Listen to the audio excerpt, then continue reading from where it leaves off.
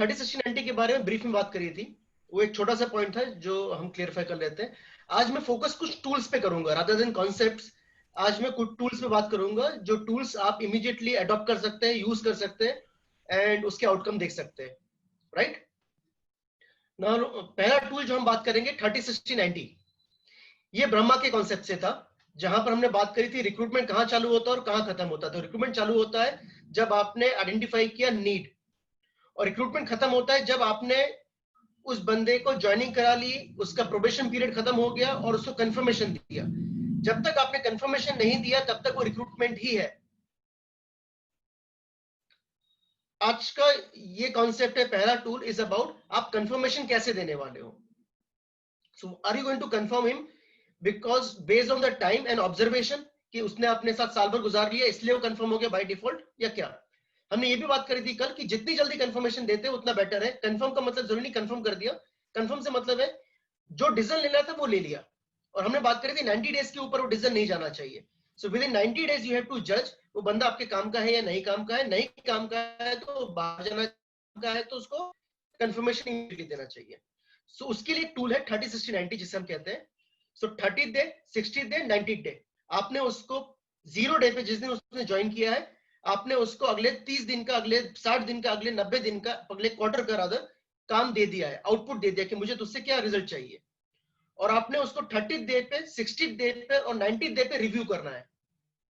There is a format for you, but किसी format की जरूरत नहीं है। आप सिर्फ पेपर पे काम दे सकते हैं कि 30वें दिन मुझे तुझसे एक्सपेक्टेशन है, 60वें दिन मुझे तुझसे एक्सपेक्टेशन है और 90वें दिन मुझे तुझसे एक्सपेक्टेशन है। और आपने 3 रिव्यू ले लिए फीडबैक के कि काम हुआ नहीं हुआ, क्या गलती हुई, उसके हिसाब से अगला जो 60 दिन था रिवर्क करके दे दिया, उसके हिसाब से अगला 90 दिन। और जरूरी नहीं कि आप 90 दिन लेने वाले हो सकता है पहले 7 दिन में या पहले 30 दिन में ही डिसीजन ले सकते हो कि ये बंदा अपने काम का नहीं है। लेकिन अगर आप बंदा काम का है इसके लिए 90 डेज देने जरूरी है। 15th डे और 45th day there is a feed forward session. So what I am saying is 30 day, 60 day, 90 day is a feedback session जहां पर आप ऊपर से नीचे वाले को फीडबैक दिया जा रहा है। तो boss is meeting the subordinate, जो नया सबऑर्डिनेट है, और सबऑर्डिनेट को आप फीडबैक दे रहे हो कि क्या सही कर रहा है, क्या गलत कर रहा है और नेक्स्ट 30 डेज उसको क्या करना है। लेकिन 15th डे और 45th day as a owner you need to approach this new guy. 15वें दिन आपका सवाल रहेगा उसको काम जम रहा है कि नहीं जम रहा, is he able to get get into the groove और नॉट, उससे कोई तकलीफ तो नहीं है, सब ठीक है कि नहीं है बेसिकली। सो आप उससे फीडबैक ले रहे हो, that is we call it feed forward 15वें दिन। और 45th डे आपके पास पहला रिव्यू आ चुका है 30वें दिन का। So 45th day as a owner you're going back to him again and speaking on that feedback, not pressing on the work itself but in general और डिटेल में उससे फीडबैक ले रहे हो कि उसको उसका काम करने में किसी भी तरह की कोई तकलीफ तो नहीं है। So manager is getting 30-60-90 but as owner you're getting feed forward from that new team member कि is everything working for him in this organization or not. Am I getting it? So 30-60-90, 30 days, 60 days, 90 days feedback, and 15 day, 45th day feed forward. This is what you need to start practicing with every new joining. ये हो गया यहाँ पे ब्रह्मा खत्म। अब वो बंदा confirm आपने कर दिया है, अब वो आपका हो गया है। यहां से हम बात कर रहे हैं 2 कंटेस्ट में विष्णु का काम।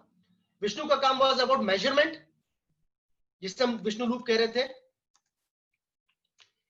ये हमने कल बात करी थी, रादर ये पहले सेशन में बात करी थी। What gets measured gets done, make sure you are measuring the right things. आप जिस चीज को नापोगे वो हो जाएगी, इसलिए बहुत जरूरी है कि आप सही चीज को नाप रहे हो। कंटेक्चुअली हम बात कर रहे थे, अगर आप सामने वाले को सैलरी दे रहे हो, विश्वास हमने स्टैब्लिश किया, आप टाइम का पैसा दे रहे हो, क्योंकि आप टाइम नाप रहे हो, उसके लिए टाइम की वैल्यू हो गई, और उसके लिए टाइम की वैल्यू हो गई, अब वो टाइम तोल के देने लग गया आपको। तो जिस दिन आपने उसको एक्स्ट्रा रोका है, he is not happy about it. अगर आपने उसको 2 घंटे पहले बुला लिया है, he is not happy about it, because that is what his product is. You're paying him for time and you're asking time for free. अगर आपके लिए उस टाइम की वैल्यू नहीं है, जैसा आप कहते हो कि आपके लिए काम की वैल्यू है, तो आपको काम के लिए पैसा देना चालू करना पड़ेगा, ना कि टाइम के लिए। उसके बारे में हम आज बात करेंगे। So if you are not measuring the right thing, you are not getting things done the right way. Second, whatever gets rewarded will get done faster and better. So दो प्रिंसिपल है विष्णु के। what gets measured gets done, make sure you're measuring the right things. Two, what gets rewarded gets done faster and better. So these are the 5 way you compensate your assets, your team members. पहला हम सभी use करते हैं salary. Variable शायद हम लोग में से ज्यादा लोग यूज नहीं करते हैं। फिर हम में से कई लोग इंसेंटिव यूज करते हैं, फिर कुछ लोग बोनस और कई लोग पर्क्स। ये 5 तरीके से आप पेमेंट कर सकते हो, salary, variable, incentive, bonus and perks. ये टूल आपके पास अवेलेबल है और ये हर टूल, ये हर सेगमेंट एक अलग भावना ट्रिगर कर रहा है। तो आपको क्या ट्रिगर कराना है, आपको क्या चाहिए, उसके हिसाब से आप उस खाते में पैसा भरोगे।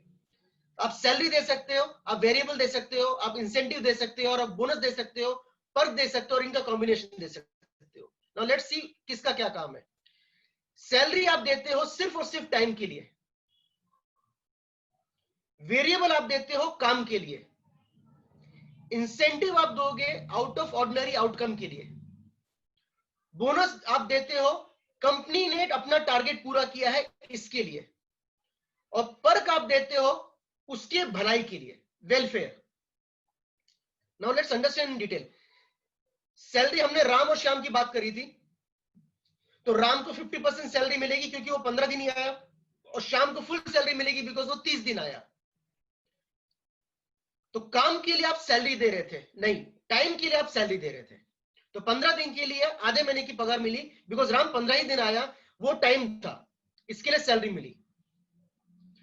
Now every individual in your company will have a KRA and a KPI. KPI मतलब उससे आउटपुट चाहिए, वो आउटपुट डिलीवर करने के लिए यू पे वेरिएबल। तो certain % of the salary should be fix plus variable. तो जब हम बात करते हैं से some Mr. Sikka from Infosys getting say 20 CR package. The 20 CR package is not 20 divided by 12. He might only be getting something around say 3 or 4 CR as fixed, and rest 16 is variable. The rest 16 is dependent on certain deliverables. The deliverables could be certain ratio he need to achieve, certain turnover he need to achieve, certain profitability number he need to achieve. Based on his deliverables, he start getting those payment. So overall 20 CR is the max he would achieve, he would get, but 20 CR की guarantee नहीं है, 20 CR is the max he can make. So that is fixed plus variable. So आपके जो KRA है उससे link करके variable होता है. Now this is the best time for you to introduce this package, fixed and variable. This is the best time because आज की तारीख में 10% 20% वेरिएबल करने में उसकी फिक्स सैलरी में से टीम को दिक्कत नहीं आने वाली. आज सैलरी मिलने की गारंटी बहुत बड़ी गारंटी है. नाउ जो ये वेरिएबल अमाउंट है, मैं ये कह रहा हूं कि this is the best time to introduce because क्या कहेंगे हम इसको, फ्रिक्शन या कहेंगे उसका एक उसका रेजिस्टेंस बहुत कम आने वाला है टीम मेंबर का, आपके एसेट का. नॉर्मल केस में आपको ये वेरिएबल कंपोनेंट सैलरी के बियॉन्ड देना था. आज के कंटेस्ट में ये सैलरी में इंक्लूड किया जा सकता है जो आज आप उसको दे रहे हो. अगर 20,000 दे रहे हो और आप बोलते हो 2,000 रुपए वेरिएबल है कल से, दैट इज 20%, उतना दिक्कत नहीं होगा जितना आज से 6 महीने पहले शायद दिक्कत होता था. Nevertheless it's your company, you decide, but salary plus variable should be A norm. और ये किस कंटेस्ट से होना चाहिए? एक लकीर खींचिए आप, एक तरफ रखिए ओनर, एक तरफ रखिए आपका office boy. So owner and office boy, owner एक सिरे पर, ऑफिस बॉय एक सिरे पर. If you notice this way, जो ओनर है he gets 100% variable and 0% fixed. Typically, office boy gets 100% fixed, 0 variable. किस कंटेस्ट से? बिकॉज ऑफिस बॉय क्या काम करेगा वो खुद डिसाइड नहीं कर रहा. आपका ड्राइवर क्या काम करेगा वो खुद डिसाइड नहीं कर रहा. somebody else is deciding आज वो ड्राइविंग किधर करेगा और कितने घंटे करेगा. तो तो अगर आपका ड्राइवर आपके घर पर आता है, सुबह 8 बजे गाड़ी लगाता है, उसका 6 बजे तक की ड्यूटी है, आप अपने घर से बाहर निकलते हो, कहीं जाना नहीं चाहते हो, और वो शाम को 6 बजे अपने घर निकल जाता है, ही गेट्स 100% पेमेंट वेदर उसने गाड़ी चलाई या नहीं चलाई, बिकॉज उसका जिम्मेदारी था अपना टाइम देना। और अगर आप 8 बजे घर गाड़ी से निकलते हो और शाम को 6 बजे तक गाड़ी घुमाते हो, he still get the same amount। तो गाड़ी चलाए ना चलाए, उसने टाइम पे किया, उसको टाइम का पैसा मिलेगा। तो उसका 100% is time, 0% is variable. vis-a-vis you get paid if company makes profit, and that's why I'm saying 100% is variable, 0% is fixed। and then in case of that, बीच में आपकी entire team है उस maturity में। if you have a CEO, your CEO is around 60 to 80% fixed and rest variable, because you don't pay CEO for amount of time he spent in your company, you pay CEO for the outcome। so around 80% I am recommending should be a CEO's package in variable, and 20 to 30 maybe percent is his fixed pay, and then उसी के हिसाब से नीचे जाता जाएगा।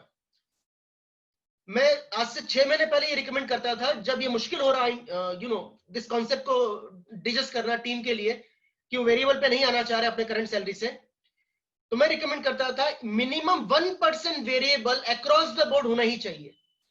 मतलब क्या कहना चाह रहा हूं, अगर आपकी 10,000 रुपए की पगार है, 100 रुपए वेरिएबल, 9,900 रुपए फिक्स, 1% वेरिएबल। सो क्या कहना चाह रहा हूं, एज ओनर आप अपनी टीम को बोल रहे हो कि राजा 99% में भरोसा रख के पगार दे रहा हूं that you will perform, so I'm betting on you 99%, you bet on yourself that you will perform 1%। so 1% का भरोसा खुद के ऊपर कर लो कि तुम्हें वो पैसा कमाना है, 99% पैसा तुमको मिलेगा। so 99% पैसा मिलेगा, 1% कमाना है। इसको इंप्लीमेंट करने में दिक्कत नहीं आती। अब हर महीने वो KRA मेजर हो रहा है, हर महीने वो 1% उसको कमाना है। वो हर महीने 1% कमाता है या नहीं, ये हर महीने जब जज हो रहा है, उसको इतना भी बेशर्म नहीं, शर्म आ रही है उसको भी कि अगर साल भर में वो महीने टू महीने 99% कमा रहा है, और 1 महीना हो गया, 2 महीना हो गया, 3 महीना हो गया, 4 महीना हो गया, उसने 1% उठाया नहीं, आपके भी नोटिस में आ रहा है, उसके खुद के भी नोटिस में आ रहा है कि that is underperforming. The feedback is real time, you are not waiting for that year to finish to give him that feedback that you underperformed। am I making sense? now this is what you need to drive। अगर आप 10%, 15%, 20% variable नहीं लेके जा सकते, 1% तो लेके जा सकते हो ना, आपको समझाने में दिक्कत आएगी ना उसको मानने में दिक्कत आएगी। that is what you need to start, और उससे ऊपर लेके जा सकते हो, nothing better than that। now this is fixed and variable, incentive यहां पे नहीं आया है। now again this is my understanding of HA। आपकी कंपनी में इंसेंटिव पॉलिसी नहीं होनी चाहिए। Incentive should not be A policy matter. It's like this, आप में से जो रिटेल में है, अगर आपकी शॉप में 12 महीने 365 दिन 50% डिस्काउंट चल रहा है,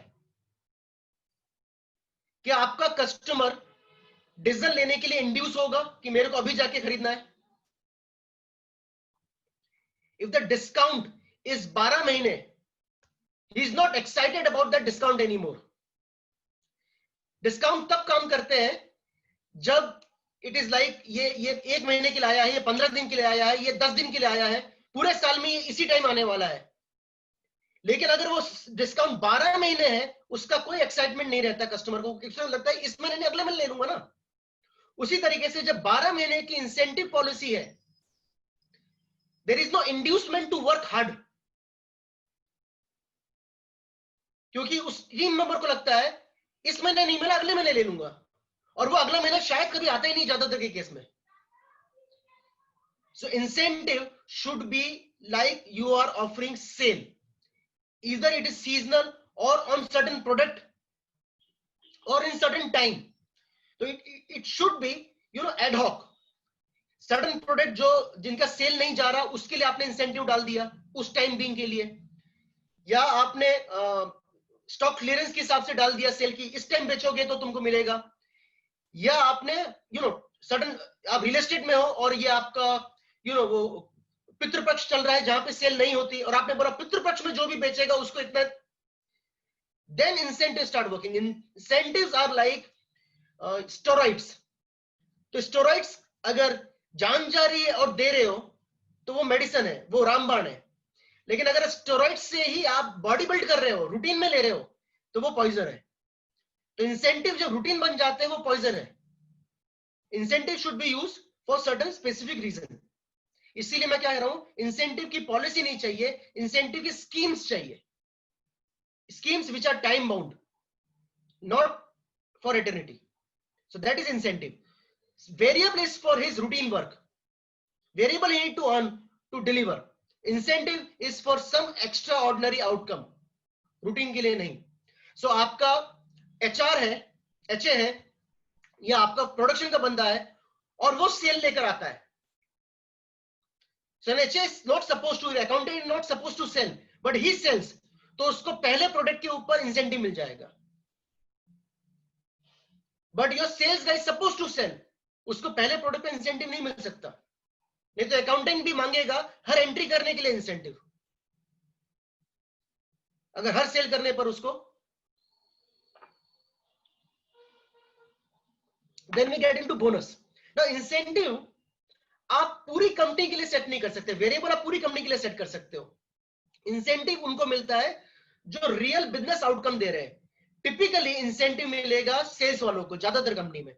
कुछ कंपनी में इंसेंटिव मिलेगा प्रोडक्शन वालों को, ठीक है. और सर्टेन केसेस में इंसेंटिव आप दे सकते हो अपने अकाउंटेंट को. जैसे फॉर एग्जांपल ईयर एंड चल रहा है, आपके यहाँ 3 अकाउंटेंट थे, किसी कारण से 2 अकाउंटेंट भाग गए, अभी एक ही अकाउंटेंट बचा है, तो आपने उस पीरियड के लिए इंसेंटिव डिक्लेयर कर दिया इस अकाउंटेंट के लिए कि राजा अगर तूने सारा काम टाइम पे खत्म कर दिया अकेले, क्योंकि अभी दूसरा बंदा मिलने वाला नहीं है, तो मैं तेरे को 1 month salary as a incentive दूंगा.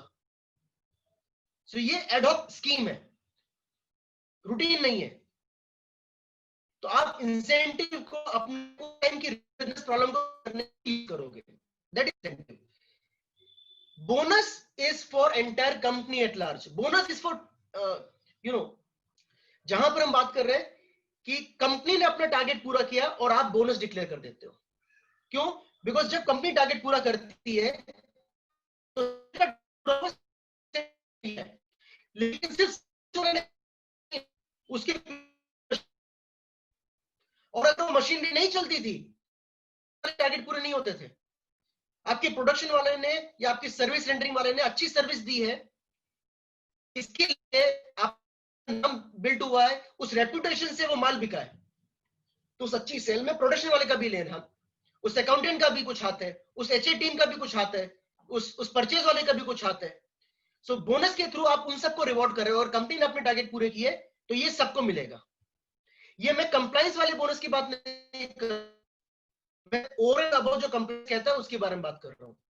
तो यहां पर आप एक डिक्लेयर करते हो. द शर्त ये है, ये बोनस साल के शुरू में डिक्लेयर होना चाहिए कि साल के शुरू में आपने डिक्लेयर कर दिया है इस साल का अपना 400 करोड़ टारगेट है, अगर ये टारगेट हमने अचीव किया तो इतना परसेंटेज हम बोनस देंगे.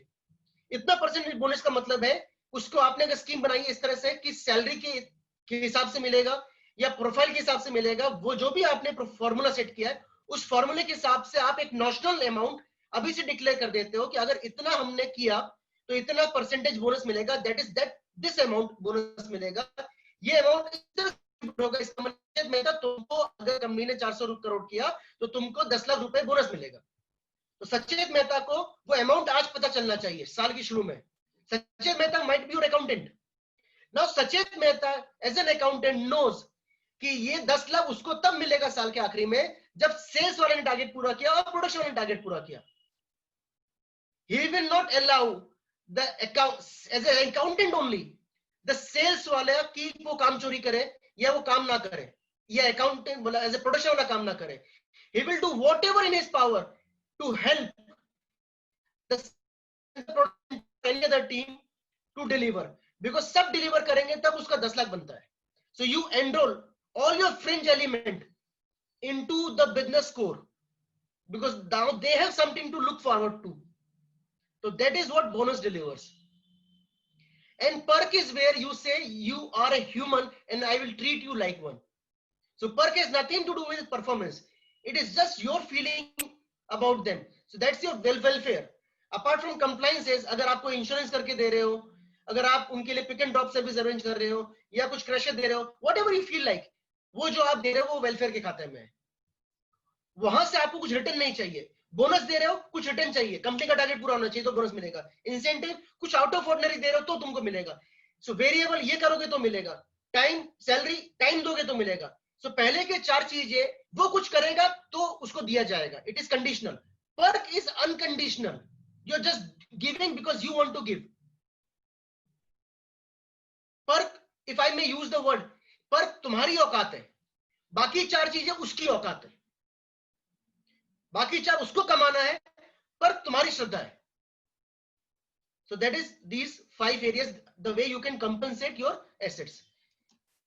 If company is not achieved its targets and is making a loss, but individuals are doing well, you can give them incentives and variable pay. Yes. Incentive उसकी मेहनत है, उसने अपना काम किया, आपने उसको इंसेंटिव दिया, आपने डिक्लेयर किया, ये करोगे तो ये मिलेगा. That is incentive. So Ishan जी पूछ रहे हैं कि can we have incentive for projects like improvement projects? Of course you can have. Of course you can have. And rather I will rather recommend it because वो projects variable है. मतलब ये constant project नहीं है. ये project आएगा जाएगा, तो हर बार कोई नया project आएगा ना. ये रूटीन काम से हटके है, उनके जेडी से हटके है. उस कंटेस्ट में ये इंसेंटिव के हक हो सकता है इन पे. सचेत जी, incentive could be how much as a thumb rule? Is there any thumb rule? मैं आप पढ़िए सर, मैं पढ़ के देता हूँ. Incentive as a thumb rule नहीं है सर. आप इंसेंटिव किस लिए दे रहे हो? से फॉर एग्जांपल आपने उससे क्या कमाया है उसके हिसाब से इंसेंटिव दे रहे हो ना. इधर you are saving money and you are giving incentives, और you are making money, you are giving incentives. Typically everything could be converted into money. इधर यू आर सेविंग मनी और you are making money, and how much you making और saving, उसके हिसाब से आप incentive plan कर सकते हो. There is no rule for it. हर इंडस्ट्री के अलग मार्जिन है. तो चैतन्य ने इमीडिएटली बोला I got the answer. Sir दूसरा क्वेश्चन है, sometimes one department does very well but other departments are not doing well, so when should we what should we do in this case? That is why हम से bonus लेकर आते हैं. Bonus team work push करता है, क्योंकि इसने किया उसने नहीं किया तो अभी सब एक दूसरे को पुश करेंगे बस. क्योंकि किसी एक की भी गलती के कारण अगर कंपनी ने टारगेट अचीव नहीं किया तो सबको नुकसान होने वाला है. तो जितना आपका सपोर्ट सिस्टम है उनको इंसेंटिव जनरली मिलता नहीं है. And that is why excited about आपके सपोर्ट वालों का काम बढ़ता है. सिर्फ उनको कमाने कुछ नहीं मिला, कमाई तो उसकी हो रही क्योंकि इंसेंटिव मिल रहा है सेल्स वाले को, इसका तो सिर्फ काम बढ़ रहा है. But the moment bonus is there, अब उसको चुप नहीं रहा, उसको लिख रहा कि जितना ये करेगा कंपनी का टारगेट पूरा होगा, मेरे को भी बोनस मिलेगा. And that is what bonus does. वो नेगेटिविटी, इंटर डिपार्टमेंट राइवलरीज को कम करता है bonus. Sir, we have been given 2 bonuses every year, one at Diwali and one at March, irrespective of any target. This system is happening since long time. How can we change that? Okay, इसमें से आई am not sure आप किस तरह से दे रहे हो, but typically एक statutory bonus के अंदर आप गिन लेते होंगे. सो एक बोनस स्टैट्यूटरी होता है 8.33% के हिसाब से कि आपने साल में कितना कमाया है, जितने महीने काम किया उसके हिसाब से, और उसके हिसाब से 8.33% दैट इज 1 मंथ सैलरी आपको देनी होती है. ये कंप्लायंस वाला इशू है. ठीक है, उसके ओवर एंड ओवर हम इस बोनस की बात कर रहे हैं. तो this bonus is purely linked to the performance of the company. Company ने टारगेट पूरा किया तो हम ये कर रहे हैं. ये हमें गवर्नमेंट नहीं बोल रही है देने के लिए, हम अपनी स्वेच्छा से दे रहे हैं बिकॉज हम चाहते हैं स्ट्रेच टारगेट सेट करना. हो गया सर, 3 ही क्वेश्चन थे, यू कैन कंटिन्यू. ठीक है, सो मेजर क्या कर सकते हैं? So at human asset level, at team level, 2 चीज मेजर करनी चाहिए आपको. सॉरी सचेत सर, सॉरी, उसमें एक क्वेश्चन राजेश जी पूछ रहे हैं, can you give some more clarification on variable? Let's understand this way. हम बात कर रहे हैं वेरिएबल. पहले आपको एक अमाउंट सेट करना है कि आप कितना परसेंटेज सैलरी का वेरिएबल कंपोनेंट रखना चाह रहे हो. हमने बात करी जितनी उसकी सीनियरिटी है, आइडियली स्पीकिंग उतना वेरिएबल कंपोनेंट बड़ा होना चाहिए. ठीक है, बिकॉज अगर ₹1,00,000 की सैलरी है, इसका मतलब तो fairly mid level manager to senior level पे है, डिपेंडिंग कंपनी कौन सी है. इमोशनली फिर भी चुभने वाला है. अगर 1% भी वेरिएबल है, इमोशनली चुभने वाला है. सो मैं ये रिकमेंड कर रहा हूं कि आप कितना वेरिएबल रखो अभी, वो आपकी कंपनी की स्थिति के ऊपर है और डिमांड एंड सप्लाई के ऊपर है. डिमांड एंड सप्लाई मतलब क्या है? आज की तारीख में डिमांड एंड सप्लाई आपके फेवर में है. The supply is more, demand is less of team member, new team member. तो आज आप 15%, 20%, 30% भी वेरिएबल लेके जा पाओगे, कोई दिक्कत नहीं आने वाली. बट मार्च आते आते डिमांड एंड सप्लाई वापस शायद बदलने के चांसेस है. उस टाइम अगर किसी को आपने ₹1,00,000 की सैलरी में 30,000 रुपए वेरिएबल किया था, 70,000 फिक्स किया था, वो बाहर जॉब ढूंढना चालू करेगा।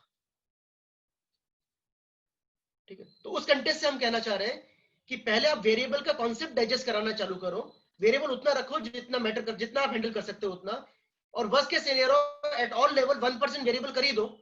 1% डजंट हिट एनीबॉडी फाइनेंशियली। 10,000 रुपए की भी पगार है तो भी 1% करा जा सकता है, और 1% should be linked with his KPIs. इसका मतलब आपको पहले केपीआई सेट करने जरूरी है। जब तक आप अपनी कंपनी में केपीआई सेट नहीं करें, आप वेरिएबल मेजर कैसे करने वाले हो? Am I making sense? So even if you have a driver, उसके भी केपीआई हो सकते हैं। केपीआई क्या है? Coming on time every time. So any month you are not coming on time or taking leave without authorization, you have not met your KPI. ठीक है। दूसरा केपीआई कभी ऐसा नहीं होना चाहिए गाड़ी इसलिए रुक गई क्योंकि तेल नहीं था, सो रिफ्यूल करना बिफोर इट गेट्स ओवर, ये तुम्हारा KPI. It could be as simple as that, कोई रॉकेट साइंस नहीं। So right from driver level to a CEO, you can क्या आउटकम चाहिए मुझे, और वो आउटकम डिलीवर करने के लिए तुमको वेरिएबल मिल रहा है, इंसेंटिव नहीं मिल रहा है, वेरिएबल मिल रहा है। ये तुमको कमाना है। rather I would say I would prefer 100% variable ही होना चाहिए सबका। मुझे किसी के टाइम का पगार क्यों देना है, मुझे काम का पैसा देना है। ये प्रैक्टिकल नहीं है, फिर डिसिप्लिन नहीं रहेगा कंपनी में। इसके लिए मैं सर्टेन पोर्शन डिसिप्लिन को दे रहा हूं वेटेज, सर्टेन पोर्शन काम को दे रहा हूं। Discipline is more important than the judgment of work. But for a CEO, work is more important than discipline. वो CEO लेट आता है मुझे चलेगा, as long as he is giving me my numbers. उसी कंटेस्ट से हम variable set करते हैं, सीईओ के लिए ज्यादा, नीचे वाले के लिए कम। कितना परसेंटेज, ये कोई थंब रूल नहीं है, आपको अपने हिसाब से सेट करना है। If you have some actually set करना है, कुछ दिक्कत आ रही है, you can reach to me directly, share my, or rather I am already on the group, you can take my number from there and you can text me or whatever. So हम specific case to case बात कर सकते हैं, but in general अगर हम बात कर रहे हैं, कोई थंब रूल नहीं है कि ये सही है ये गलत है। हर कंपनी का अपना कल्चर है और उस कल्चर के हिसाब से उसको बैठाना है। वेरिएबल कितना होना चाहिए उस इंडिविजुअल के लिए, उतना होना चाहिए कि उसका घर चले लेकिन वो कमा ना पाए अगर वेरिएबल अर्न ना करे। मतलब वेरिएबल अर्न करने की बिना भी he is satisfied and settled, तो फिर वो वेरिएबल कटने पे उसको कुछ चुभने वाला नहीं है, सिर्फ साइकोलॉजिकल चुभने वाला है। सो वेरिएबल उतना होना चाहिए कि जहां पर उसका survival should not be question, is not in the threat, but he is not saving anything. उतना अमाउंट वेरिएबल में होना चाहिए, वो किसी के लिए 10, किसी के लिए 20, किसी के लिए 30 होगा। It's just a thumb rule, but ऐसा कुछ फिक्स वो नहीं है, that's variable. So variable is linked to KPIs. So to set a variable you need to have KPI first. Should we have team KPIs or individual KPIs? Okay, it's again depends sir, हम कौन से culture की बात कर रहे हैं। अगर हम बात कर रहे हैं okay, let's get into this. एक चीज दूसरी चीज को लेकर आती है। तो दो स्कूल ऑफ थॉट है मैनेजमेंट के, एक है ईस्टर्न और एक है वेस्टर्न। वेस्टर्न स्कूल थॉट जो आज प्रीडोमिनेंटली यूएस से आया है, बट ओरिजिनली ये ग्रीक से आया है। सो ग्रीक सिविलाइजेशन एक टाइम में वेस्ट को रूल करती थी, वेस्ट को रिप्रेजेंट करती थी, और ग्रीक में हीरो वर्शिपिंग होती है। हीरो वर्शिपिंग मतलब वहां पर बड़े बड़े बड़े विशाल भगवान है, भगवान बहुत ही सुंदर है, सभी ताकतवर है, एंड वो अकेले सब कुछ कर सकते हैं। हीरो वर्शिपिंग होती है, और वही कल्चर से यूएस का कल्चर आया हीरो वर्शिप का। तो वहां पे employee of the month, employee of the year, employee of the quarter, perform और पेरिश, ये कल्चर है। और इंडिविजुअल ड्रिवन है, मतलब इंडिविजुअल काम करता है। तो अगर एक आदमी है, दो आदमी है, एक ने बहुत मेहनत करी, एक ने कुछ मेहनत नहीं, घर पे बैठा रहा, उसकी किस्मत अच्छी कि ऑर्डर उसके घर पर आ गया चलकर। As a organization doesn't really matter, उसके घर पर ऑर्डर चल के आ गया, उसने धंधा दिया, उसको इंसेंटिव और उसको प्रमोशन मिल जाएगा। दूसरे आदमी ने कितनी भी मेहनत करी, कितने भी जूते घिसे, अगर ऑर्डर क्लोज नहीं करा तो फर्क नहीं पड़ता। इसका मतलब हम पैरामीटर जो नाप रहे हैं, फोकस जो है वो आउटपुट बेस्ड है। वेस्टर्न स्कूल ऑफ थॉट का, western management school of thought का, कि आउटकम आया या नहीं आया, so it is outcome driven.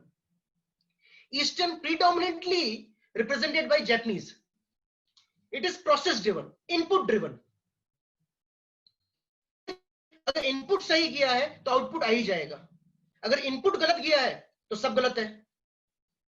तो अगर किसी ने आउटकम लेकर भी आ गया है, प्रोसेस फॉलो नहीं किया है, ही वुड बी रिप्रिमेंडेड। दूसरे आदमी ने प्रोसेस वर्बटन फॉलो किया है फिर भी आउटपुट नहीं आया, they will change the process, they will not change the person.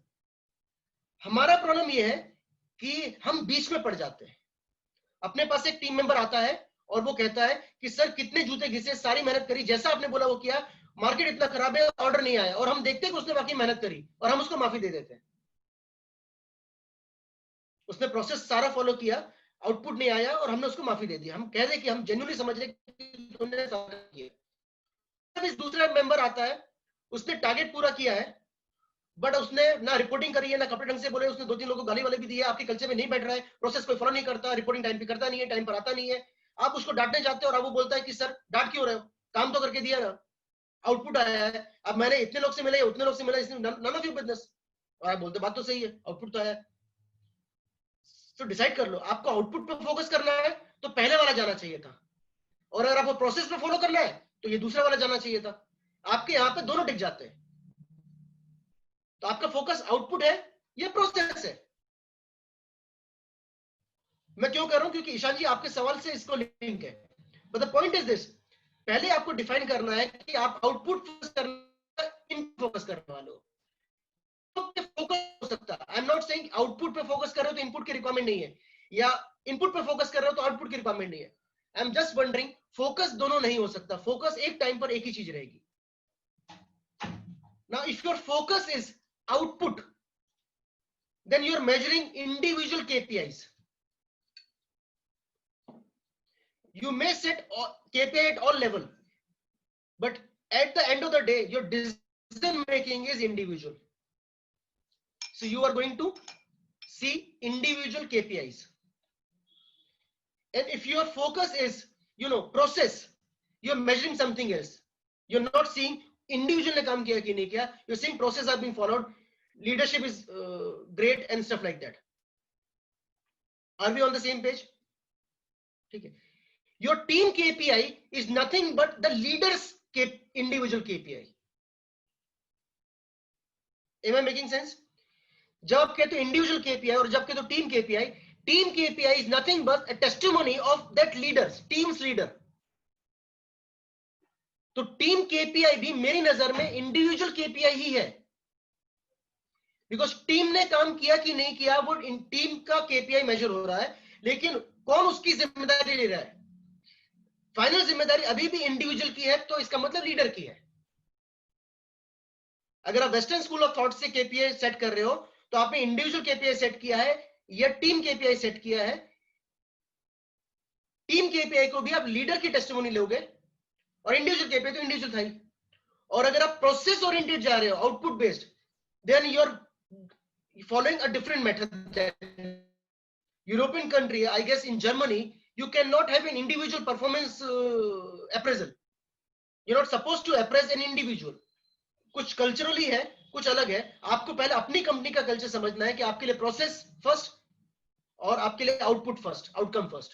जो आपने आइडेंटिफाई किया उसके हिसाब से सिस्टम बैठेगा। इसका जनरल आंसर मेरे लिए देना मुश्किल हो जाएगा। Coming back to the topic, हम बात कर रहे हैं एट इंडिविजुअल लेवल आप दो चीज मेजर करते हो, एक है उसका पोटेंशियल, दूसरा है उसका परफॉर्मेंस। ये दो चीज की आपको अंडरस्टैंडिंग होनी बहुत जरूरी है। आपको पता होना चाहिए इंडिविजुअल का पोटेंशियल क्या है और आपको पता होना चाहिए उसका परफॉर्मेंस क्या है। परफॉर्मेंस आप पीएमएस के थ्रू नापते हो, कुछ ना कुछ मेथड आपके यहां होगा, नहीं होगा तो आप सेट कर सकते हो, लेकिन उससे ज्यादा इंपॉर्टेंट है पोटेंशियल। क्यों ये इंपॉर्टेंट है? Let's understand Sachin Tendulkar, Sourav Ganguly and से धोनी। नाउ सचिन तेंदुलकर पहले कैप्टन बनते हैं अपने परफॉर्मेंस के बेस्ड के ऊपर, इजंट इट?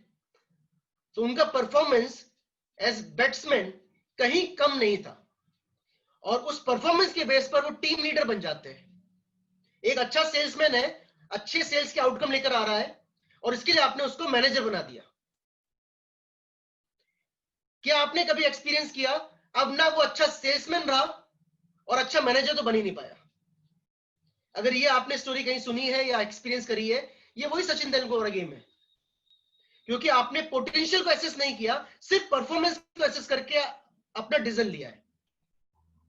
तो Sachin Tendulkar didn't have the potential to become a captain, but he was a great player. But he was mature enough to come a step lower again, to resign from the captaincy and come back again as a player. और उसने 10-15 साल और खेल लिया. आपकी team में किसी को अगर आपने मैनेजर बना दिया एग्जीक्यूटिव से और फिर बोलते हो राजा तेरे बस की बात नहीं, अब तू वापस एग्जीक्यूटिव बन जा, I am not sure that is happening. वो स्पोर्ट्समैन स्पिरिट अपनी कंपनी में नहीं है. तो इसका मतलब है अब हम we will end up losing a great salesman because हमने उसको मैनेजर बना दिया. तो ये दो चीज इंडिविजुअल लेवल पे आपको मेजर करनी है. उसका performance which you are going to measure via KRA and KPI, and उसका potential जिसे हम कहते हैं कैश.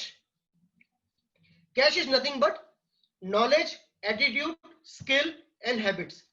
So जो competency word है, it's a combination of knowledge, attitude, skill and habit. During the interview हमने बात करी थी, आप attitude और skill को measure करोगे, attitude कह रहा हूं, knowledge और skill को measure करोगे. नॉलेज को आप सवालों से मेजर करोगे, स्किल को आप कुछ टास्क देकर मेजर करोगे, और एटीट्यूड को आप वो पहले 90 डेज में मेजर करोगे. एंड बेस्ड ऑन दैट आप रिक्रूटमेंट कंप्लीट करने वाले हो, राइट? ये तीनों चीज को आस्क जिसे हम कहते हैं या फिर कैश कहते हैं, कैश का ये पार्ट, नॉलेज, एटीट्यूड और स्किल, इसका प्रतिबिंब उसको आपके एच इज हैबिट्स उसमें दिखता है. तो मेरा ये फर्म बिलीफ है कि आदमी झूठ बोल सकता है, उसकी आदतें झूठ नहीं बोलती. Understand this, I think this is the core of it. आदमी झूठ बोल सकता है, आदतें झूठ नहीं बोलती. हमारे बड़े बुजुर्ग कहते हैं, या हमने कई कहावतें भी सुनी है अंग्रेजी में, कि जिस तरह से आदमी अपना कबर्ड रखता है वैसे उसकी जिंदगी रखता है. अगर उसकी जिंदगी देखना चाहते हो कैसे, उसकी अलमारी देख लो, बिकॉज से रिफ्लेक्शन बदलता नहीं है. वो आदमी जो हर 15-20 दिन में अपनी अलमारी सेट करता है, इसका मतलब वो हाईली डिसऑर्गेनाइज्ड है. बिकॉज जो ऑर्गेनाइज्ड है उसकी अलमारी एक बार सेट होती है, सेट ही रहती है, उसको बार बार सेट करनी नहीं पड़ती है. वो जो चीज जहां से उठाता है वहीं पर रखता है, तो उसकी अलमारी दोबारा सेट नहीं होती, वो हमेशा सेट रहती है. जिसको हर महीने अलमारी सेट करनी पड़ती है, इसका मतलब वो डिसऑर्गेनाइज्ड है. और जो वो भी नहीं करता, हम उसकी बात नहीं कर रहे. So habits is a testimony of your attitude, knowledge and skill. तो इंटरव्यू में भी मैं जब लेता हूं किसी को, तो मेरा एक सवाल रहता है, अपने लास्ट 10 कस्टमर के नाम बताओ. ठीक है, उनको क्या माल बेचा, कितने में बेचा, बताओ. And you can make with experience कि कितने नंबर वो झूठ बोल रहा है या उसको याद है कि नहीं याद है और क्या बोल रहा है. The idea is a great salesman can forget everything but not his customers and their name and the amount and the product and stuff like that. And जब वो कस्टमर के बारे में बात कर रहा है, प्रोडक्ट के बारे में बात कर रहा है, उसका एक्साइटमेंट मुंह पे दिखता है. ये उसकी आदत है. आपके जितने भी अच्छे सेल्समैन हैं, आपके जितने भी अच्छे प्रोडक्शन वाले हैं, जितने भी अच्छे अकाउंटेंट हैं, जितने भी लाइफ में आपको ब्रिलियंट लोग मिले अपने अपने कैटेगरी में, यू विल नोटिस उनकी कुछ आदतें कॉमन है. एक अच्छा accountant in generally is very finicky about organizing thing. उसको जो चीज जहां पे रखी होती है उसको वो चीज वैसी ही रखी चाहिए. उसकी कोई चीज हिला सी उधर हिला दो, उसको जमता नहीं है. अगर उसका हाथ एक कैलकुलेटर पे सेट है, उसको बोलो कैलकुलेटर चेंज करो, कैलकुलेटर सेट करने नहीं चाहता, चेंज नहीं करना चाहता, उसको वही कैलकुलेटर चाहिए.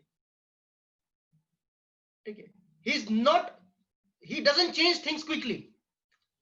आप जितने अच्छे अकाउंटेंट देखोगे उसकी ये आदत कॉमन दिखेगी. ऐसे करके आप देखोगे अकाउंटेंट्स की एक आदत होती है, सेल्स वालों की एक आदत होती है, प्रोडक्शन वालों की एक आदत होती है. ये आदत अगर आप मैप करना चालू करो और आदत रीड करना चालू कर दो, तो आप एटीट्यूड, नॉलेज, स्किल रीड कर पाओगे और आप उनका पोटेंशियल जज कर सकते हो, क्योंकि आपको पता है एज लीडर की आदत होनी चाहिए. तो Sourav Ganguly as a batsman, he was a good batsman, but he was not legendary batsman like Don Bradman or Sachin Tendulkar, but he became legendary because of his captaincy. अगर उसको कैप्टन नहीं बनाया गया होता, आज शायद हम उसका नाम नहीं याद रखे होते थे, इतना लंबा उसका करियर नहीं चलता था. But he turned around thing as a captain, because as a captain, as a leader, जो पोटेंशियल चाहिए था वो उसमें था. और शायद कोई बैठा था उस टाइम जिसने उसको रिकॉग्नाइज किया, मे बी डालमिया जी और somebody else. सो किसी ने उसके टैलेंट को रिकॉग्नाइज किया, उसके पोटेंशियल को रिकॉग्नाइज किया, उसने एंटायर क्रिकेटिंग फ्रेटर्निटी को बदल दिया इंडिया की, only because of Sourav Ganguly. आप अगर इस नजर को डेवलप कर लो, आप अपने सौरव गांगुली आइडेंटिफाई कर लो प्लेयर में से, एग्जीक्यूटिव में से, आप अपनी कंपनी की कंपनी को टर्न अराउंड कर दोगे। और वो आप तब कर पाओगे जब आप पोटेंशियल को रीड करना चालू करोगे। Potential is future, performance is postmortem, because performance हो गई है, उसके बाद पता चला है, और आप पोस्टमार्टम करके डिसीजन ले रहे हो।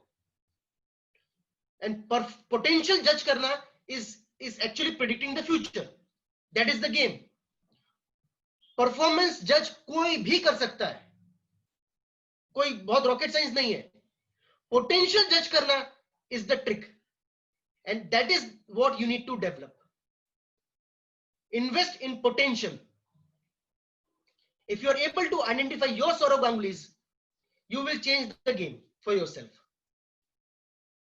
ठीक है, so ये दो चीज आपको जज करनी है, potential and performance at individual level.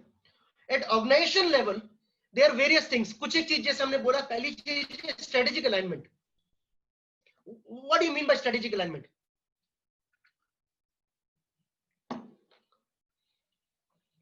So strategic alignment मतलब, क्या आपने कभी एक्सपीरियंस किया है कि आपकी एनुअल मीट हुई है मार्च अप्रैल में, आपने साल भर का टारगेट सेट किया है, अगले साल मीट हुई है, तब तक उस टारगेट को रिव्यू नहीं किया गया है।